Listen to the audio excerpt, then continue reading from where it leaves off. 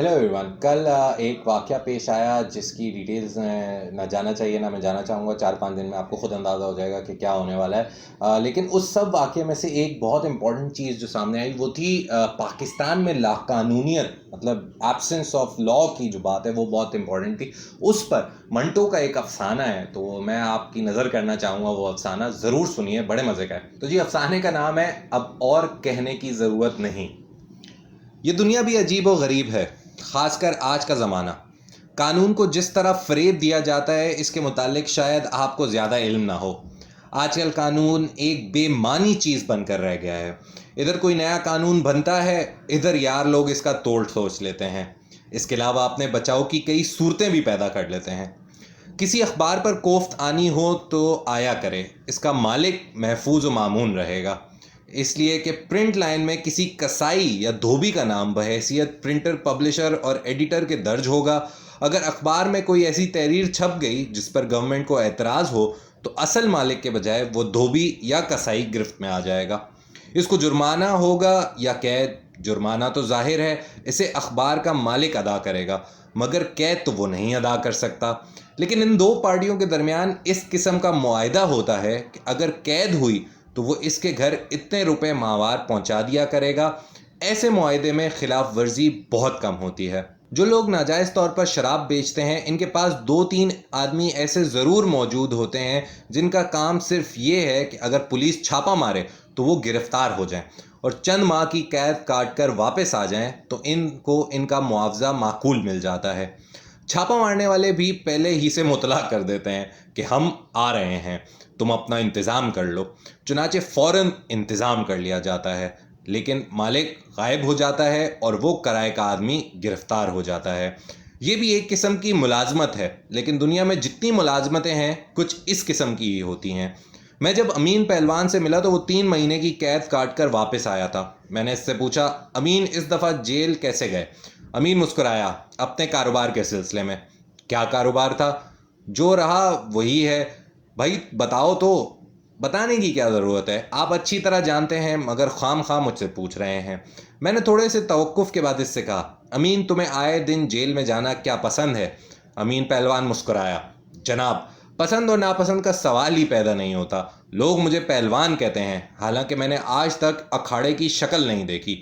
अनपढ़ हूँ, कोई और हुनर भी मुझे नहीं आता, बस जेल जाना आता है। वहाँ मैं खुश रहता हूँ, मुझे कोई तकलीफ़ महसूस नहीं होती।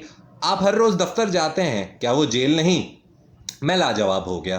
तुम ठीक कहते हो अमीन, लेकिन दफ्तर जाने वालों का मामला दूसरा है। लोग इन्हें बुरी निगाहों से नहीं देखते।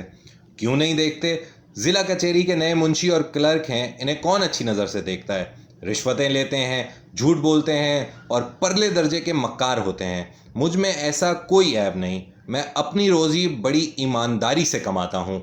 मैंने इससे पूछा, किस तरह? इसने जवाब दिया, इस तरह कि अगर किसी का काम करता हूँ और कैद काटता हूँ, जेल में मेहनत मशक्क़त करता हूँ और बाद में इस शख्स से जिसकी खातिर मैंने सज़ा भुगती थी मुझे वो 300 रुपया मिलता है, तो ये मेरा मुआवजा है।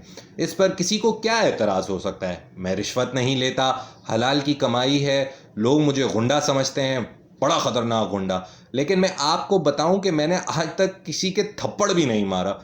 मेरी लाइन बिल्कुल अलग है। इसकी लाइन वाकई दूसरों से अलग थी। मुझे हैरत थी कि 3-4 मरतबा कैद काटने के बावजूद इसमें कोई तब्दीली वाक़ई नहीं हुई। वो बड़ा संजीदा मगर गंवार किस्म का आदमी था जिसको किसी की परवाह नहीं थी। कैद काटने के बाद जब भी आता तो इसका वज़न कम से कम 10 पाउंड ज़्यादा होता। एक दिन मैंने इससे पूछा, अमीन क्या वहाँ का खाना तुम्हें रास आता है? इसने अपने मखसूस अंदाज में जवाब दिया, खाना कैसा भी हो, इसका रास करना आदमी का अपना काम है। मुझे दाल से नफ़रत थी, लेकिन जब पहली मर्तबा मुझे वहाँ कंकरों भरी दाल दी गई और रेत मिली रोटी तो मैंने कहा, अमीन यार ये सबसे अच्छा खाना है, खा और खुदा का शुक्र बजा ला। चुनाचे में 1-2 रोज़ में ही आदी हो गया।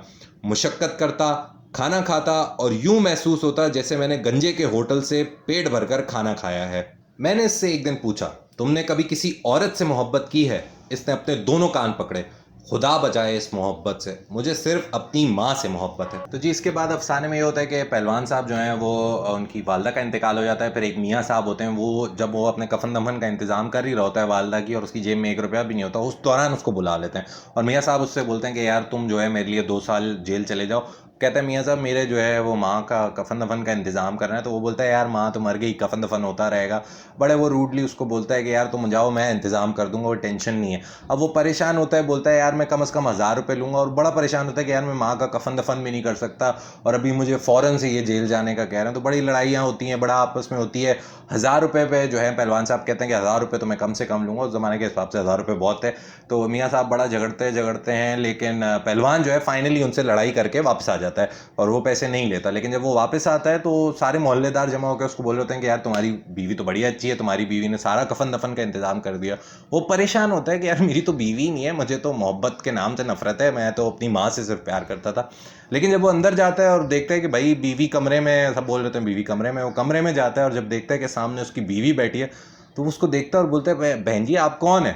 تو وہ آگے سے بولتی ہے کہ جی میں میاں صاحب کی بیٹی ہوں، اور میں نے آپ کی اور میاں صاحب کی ساری باتیں سن لی تھی۔ تو وہ ابھی آگے کچھ بولنے والی ہی ہوتی ہے کہ جو اس افسانے کا وہ ہے کہ آگے اور کچھ کہنے کی ضرورت نہیں۔ پہلوان صاحب فوراً سے کہتے ہیں آگے اور کچھ کہنے کی ضرورت نہیں۔ تو یہ افسانہ جو ہے ویسے تو بہت مزے کا ہے، لیکن اس کا جو سٹارٹ ہے جو میں نے آپ کو سنایا، وہ جو ہے وہ آج کی سچویشن اور جو ابھی کنڈیشن چل رہی ہے پچھلے کل سے، جو عظمیٰ خان کے ساتھ ہوا، اور پھر جو عثمان کی بیوی صاحبہ نے کیا، اور اب جو سب ایکسپیکٹ کر رہے ہیں کہ ہوگا، کہ جی کچھ بھی نہیں ہوگا بیسیکلی، تو اس پر یہ بڑے مزے کا بیٹھتا ہے۔ تو منٹو کے افسانے پڑھتے رہیں، کتابیں پڑھتے رہیں، یہ کافی اچھی ہوتی ہیں۔ آپ کو 10 سال 20 سال 40 سال پرانی کتابیں اور لوگوں کے افسانے اور باتیں بھی جو ہے نا، وہ آج کی زندگی میں، آج کے ٹائم میں ریلیونٹ لگ سکتی ہیں۔ تو کتابیں ضرور پڑھیں، اور خاص طور پہ منٹو کے افسانے تو ضرور پڑھیں۔